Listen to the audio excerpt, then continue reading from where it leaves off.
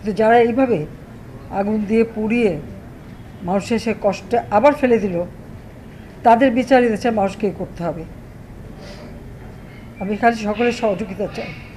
আর এইভাবে মায়ের কোল খালি হোক এটা আমি চাই না, কারণ আমি তো বাবা মা সব হারিয়েছি, আমি তো জানি হারাবার ব্যথা কত কষ্ট। কিন্তু সেই কষ্ট বুকে নিয়ে তো ফিরে আসতে এদেশের মানুষের জন্য। এখানে আমার তো কোনো চাওয়া পাওয়া নেই, আমি তো আমার ছেলে মেয়ের জন্য কিছু করিনি, শুধু তাদের লেখাপড়া, নিজেরাই চাকরি করছে, নিজেরাই পড়েছে, আমি কতটুকু করতে পেরেছি। কিন্তু আমি দেশের মানুষের জন্য করেছি।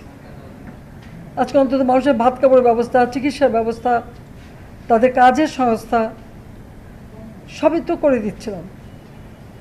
যখন আমরা এক উন্নয়নশীল দেশে মর্যাদা পেলাম, তখনই এই তাণ্ডব করে ঠিক যে জায়গাগুলি মানুষের সেবা করবে সেই জায়গাগুলিতেই আঘাত।